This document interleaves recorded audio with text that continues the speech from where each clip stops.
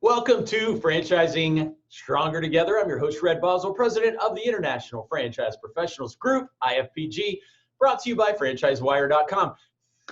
Excited about our new, I've never been able to interview Nick before, so you're going to be in for a real treat. Nick, thanks for joining us today. Nick is the co-founder and president of College Hunks, hauling junk and moving, if you didn't know that. And I think he might have a new opportunity to share with us as well. Thanks for being on the call today, Nick. Awesome. Thanks for having me, Red. I've been knowing you a while. Love running into you at the franchise conferences, and happy to be here. Yes, sir. Back when you were a single man and way back in the day, loved your Shark Tank, first episode of Shark Tank, man. I was there just cheering you on. Appreciate that. Yeah, we built our brand in the early days from a lot of publicity. The Shark Tank, I think if you might have been referencing, we were on a dating show as well back in the early days with our junk truck picking up a date. So we managed to try to get the word out as quickly as we could, and as in many ways as we could when we were first started down the franchise path. Was it Date a Millionaire or something? What was that called? I'm embarrassed to say it was called Millionaire Matchmaker, but my business partner is actually the one, Omar. He picked his date up in one of our College Hunks hauling junk trucks and took her to clean out a garage. So it made for a fantastic reality TV show. It probably would have been a meme if it had happened in modern days, nowadays. But it was good publicity. Believe it or not, we probably sold 3 or 4 franchises for people who had seen that episode and saw the brand on there. Kudos to you guys, buddy. When I was a franchisor of a service business similar to yours, I would it was a qualification of a date, first or second date. When I was dating, I would be like, let's see if she scares her off. I'm going to do some. I would actually do guerrilla marketing on a date. We'd be going to a restaurant, all those stuff. Totally. Door hangers. I jump cards. Yeah, we're at a red light. I'm like, hold on, just a second. I jump out, get her the trunk. She's looking at me, and if she said take me home, I'm like, good. I'm taking you home, girl. My wife now. So we have 3 daughters actually, and my wife now. One of our core values is always branding. And I was giving a talk once. Our core values of our company, I should say, is always branding. And I gave a talk once about our brand and our company. And I was, telling my wife, and I said, how should I explain always branding? She goes, just tell them it means you wear your logo every day, wherever you go, so that everybody knows what you're doing. I was like, it's kind of part of it, right? It's always just making yourself known. If you've got a brand, you can't be shy about putting it out there. Yeah. You're hardcore when your kids are wearing your t-shirts. Yes, absolutely. Well, Nick, for the few folks that aren't familiar with College Hunks, hauling junk and moving, can you give us an insight on where you're located and what you guys do, and kind of the size of your organization? Sure. So we are a national, well, actually now international, moving and junk removal franchise opportunity. We provide franchise owners provide local moving services as well as hauling away people's unwanted items. So I like to describe it as anything people need, trucks and labor. That's what we offer. We've got about 130 franchise owners around the country and 2 in Canada. We're headquartered in Tampa, Florida, where we actually operate a contact center, a call center that fields all of the inbound calls on behalf of our franchise owners around the country. So they can focus working on the business, not in the business. They can focus on hiring and training their crews to go out and do the work, developing relationships like, real estate agents, property managers, and doing branding activities like we talked about, putting signs out, door hangers, and passing out business cards. So started the business back in college when it was just myself and my buddy from high school. So hence the name. It was actually his mom who let us borrow her cargo van. And she said, you guys will be like the College Hunks who haul junk. And we laughed at it, but sure enough, put it on computer printout flyers, and people thought the name was catchy. They thought, they had a need for the service. And so that's really kind of what set us on the path of entrepreneurship. And, I describe ourselves as a 15-year overnight success. So nothing happens quite as quick as you'd hope, but it's been a fun journey so far. Well, you're certainly doing it right. Your support center is enormous, and you guys are doing it first class all the way. All right, tell everybody watching, you told me you got a COVID do? Yeah, sorry. I don't normally wear the headband and the hair like this, but if I took this headband out, it'd just be literally a big old fro going on. And I made the determination I'm going to wait to cut it until the end of the year. It's been such a unique, sort of unprecedented year for everybody for many reasons. And so I'm going to kind of do a ceremonial shedding at the end of 2020 once we head into 2021. But it's been fun. I normally have I'm clean cut and close cropped like you are, and so this has been kind of a fun experience and an excuse, I guess, to grow it out for now. Buddy, if I could do it, I'd be all over that. I'd have it down here still. It's a little loose up there, though. Well, okay, talking a little bit COVID related and how you're moving forward into the future. So how were y'all impacted? Because most people would think you guys got crushed during this crisis. What really happened? Yeah, we've been very grateful and thankful. We were deemed essential because we fall into both the transportation as well as the waste management category. So our franchise owners were able to continue operating throughout the entire process. Of course, taking much more stringent safety precautions, face masks, hand washing, distancing from our clients. We also added something we called express pickups for junk removal, where the clients could put their items in the driveway and our crew could come by and pick it up without actually going into the home or having any interaction with the client, taking payment over the phone. So I had to pivot and evolve ourselves a little bit to be able to stay nimble, stay in business. I will say we took a little bit of a hit in April when I think just sort of consumer confidence in general was sort of the most uncertain. May, we crawled back kind of out of the hole and we're back to, more or less 2019 numbers at this point. So we're very happy with that. Of course, we were expecting and on pace for a 30 to 40% growth year over year heading into the spring and summer. But I think things are kind of getting back on track. And one of the unexpected, I guess, outcomes of this past couple months is we actually sold, or I should say awarded, 7 new franchise owners in the month of April, 5 in the month of May. And that's by far and away the largest 2 months of new franchise signups that we've had in our system since the beginning. And I think part of that is obviously there is somewhat of a inverse impact, I'm sure you're aware of, where when unemployment increases, where employment is less secure, the notion of going out and starting a business on your own and in franchising, we all know it's being in business for yourself but not by yourself, is a lot less of a risky proposition. It seems like a little bit more of an exciting, compelling opportunity. And I think the fact that we remained essential, remained in business, maybe people that were previously looking at food or retail or hospitality concepts, which got maybe more impacted than our industry did, have now looked at maybe the service sector as one that's a little bit more recession resistant than certain other industries. And so, it's been an interesting thing to look, because of course there's no playbook for how to adjust to a true black swan event like this. That's why they call them, black swan events. They kind of come out of nowhere. But I've been really happy with the way our franchise system has reacted and adjusted on the fly. Our team members have really rallied together, and that's kind of been a testament to our company culture and just, I think, the camaraderie that we've been able to foster leading up to this. I guess that really does make sense. I've seen any industry that is, everybody's at home, and so they want home to be comfortable. And a lot of them look in their garage and go, man, yeah, I got a 3-car garage. I can only park 1 car. Let's get this place cleaned out. And that's what you guys do. Yeah, we were using the slogan, spring cleaning while quarantining, or call the Hunks while you're hunkering down. So you can, come clean out space in your home or your garage or your basement or your attic, or that, closet that could double now as a home office because, people are working from home. So you're right. I mean, I think it did prompt people to start looking at their living space a little bit more, which led to the junk removal piece. Moving, people are still relocating. Leases are turning over. People are maybe moving out of the congested city into the suburbs and looking for a little bit more space. So we're seeing a little bit of a trend in that space, in that area as well. Wow, Nick. And the fact that you did 12 deals, awarded 12 franchises. Now, April really surprised me. I thought you were going to say June's looking to be 7, but April, I mean, everybody was still on pause that I'm talking to. The fact that you closed the deal in April, 7, that's huge. Yeah, we've been really proud. I mean, our team has done a phenomenal job, our franchise development team, and really our entire organization in, having the Zoom calls with Discovery Day, the Zoom. We actually have done now 3 franchise trainings, all remotely via Zoom, where we were able to kind of make it as interactive and e-learning as possible, which as a father with kids that had to go through that at being home from school, I can certainly attest it's very different than the classroom setting.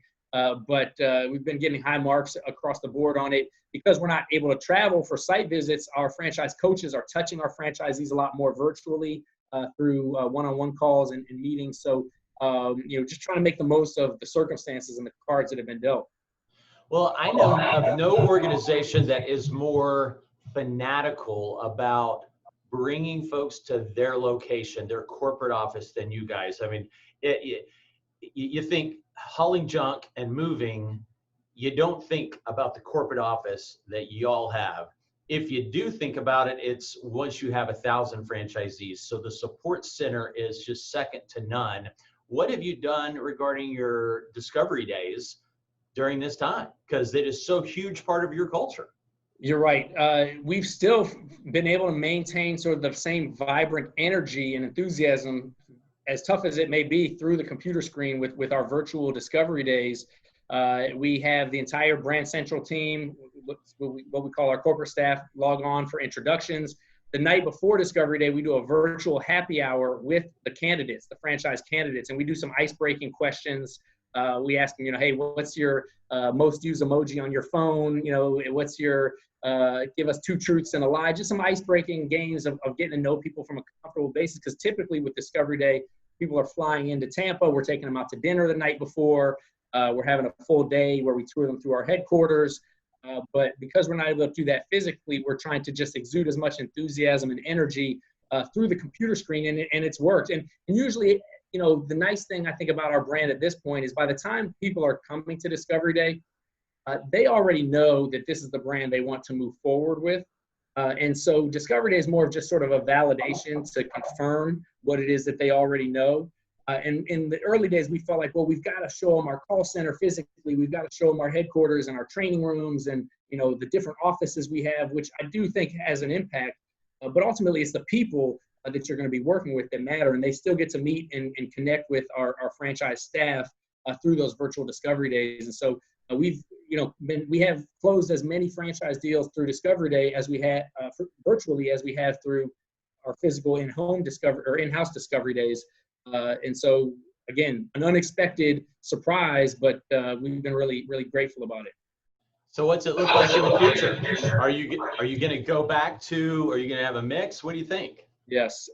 Well, right now, the office is open, but it's optional for people to still work from home or work from the office. We don't want to ask people to be doing things, they're not comfortable with, especially as it is still kind of uncertain where things are going to go with the virus. Is there going to be a vaccine? That, people's comfort levels and risk tolerances tend to differ a little bit.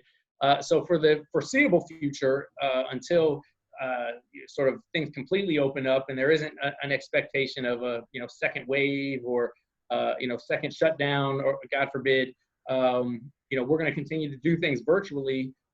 Provided they, like I said, they're not impacting us negatively on the amount of candidates we're bringing through or on the amount of candidates who sign up after Discovery Day. So we're just going to continue with what's working. Outstanding. Great to hear. A year or two ago, you spoke at the IFA convention, the big mecca for franchisors. The day beforehand is leadership. You spend all day, franchise leaders in a huge room. There's probably 500 of us. And we go through all sorts of different, learning category sections. Well, one that's always there is a great keynote speaker. And then another topic we always have is a franchisor that royally screwed up. And I had heard you were going to be there, and I thought, oh man, I hope he's the keynote and not the one that royally screwed up. And sure enough, you killed it on the keynote. Thank you. Thank you. Absolutely. So FranDev now. Let's talk FranDev. It's a critical piece of any growing franchisor. You shared what has happened. What have you seen from your pipeline on quality and quantity in the last, let's say, so we're in mid-June here. What has happened in the last 30 days, quality and quantity on your franchise development efforts? Both the quality and quantity have gone up as far as the franchise candidates who we're now having conversations with. Like I mentioned before, I think when the economy and the job market becomes a little bit unstable and uncertain, people who are otherwise very secure and safe in their employment may not consider franchising. Even though it might sound intriguing or sound exciting, it still has a level of perceived risk that's greater than having a safe, secure job. Well, when all of that safe, secure job starts to become less safe and secure, people that are either unemployed or even happily employed might start to look over at the franchise side of the fence and say, I could own my own business. I could generate as much or more income than I'm making right now and have sort of the freedom and the fulfillment and pride of ownership of doing something for myself and building something in my own community. And so we're seeing, I think, a lot of individuals that are really sophisticated potential franchise owners take a look at this opportunity and say, okay, I can replace my income that I'm accustomed to earning. I can really be passionate and maybe sort of remove the ceiling on my earning potential by sort of building this business for myself and reaping the rewards of on my own. And so, the quantity has gone up, the quality has gone up, and it's not just people who are out of work, but it's actually people who are employed, but now it's seeming like a much more viable alternative to continuing in their current corporate role, where maybe they're unfulfilled or just don't like the instability of it. Or they love working from home. I mean, right? So many folks have fallen in love with this. I hate this hour-long commute. What am I thinking? What are my options? And franchising's right up there front and center on those cool options. And it may not be I love working from home, but maybe I hate the hour commute. So open up a college Hunks location that's 3 blocks away from my home. Yeah, and I will say, we've always considered ourselves and prided ourselves on being purpose-driven and core values-based. I mean, we admire a lot of the world-class brands that are those types of experiential brands, both for the culture standpoint as well as from a brand and service standpoint. And so I think our franchise candidates, when they start learning about the things that College Hunks does beyond just moving people's stuff or hauling people's junk away, the fact that we're big on leadership development with our frontline staff, the fact that we're really keen in on a fun, enthusiastic team environment, those elements really appeal to our franchise candidates. And the idea of being part of an organization where that stuff really does matter. It's not just lip service. And then the idea of being able to create a brand in their own respective markets where they can work with and mentor and coach the young men or women who they're hiring to perform the work. There's, I think, a fulfillment level, rewarding level that our franchise owners identify with and gravitate towards that they may not be getting in the current work environment. Agreed, Nick. Well, what about to help the franchisors listening understand how you might relate to them? What's y'all's investment range? Yeah, so our franchise investment range about between 100 and 150,000. And we would anticipate a franchisee should be able to generate that much or more within the first 3 years of business on an annualized basis. And of course, there's always going to be the bell curve. Some really amazing rock star performers knock it out of the park. Some need a little bit more help to get things going, because business ownership is not easy, and it's not everybody can do it. But I think of our business as an owner managed model. Meaning the owner isn't driving the truck and loading the furniture on it. He or she is hiring the Hunks, which we say, by the way, is an acronym, stands for honest, uniformed, nice, knowledgeable service. So you and I still qualify, Red. But they're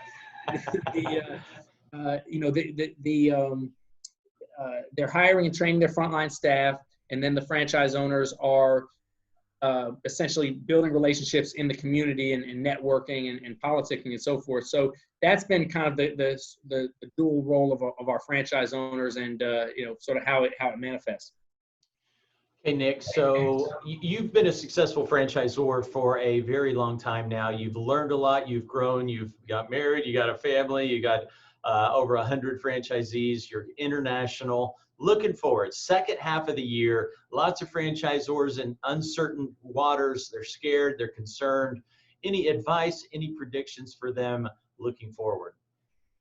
Yes, and honestly, it's kind of talking to myself too, because it's the same things I tell myself is what I feel like I would tell other franchise owners or other franchisors is be patient, be mindful, be focused, and think of this entire situation we're dealing with as just another disruption and element of change, which are both ingredients to evolve, improve, and adapt.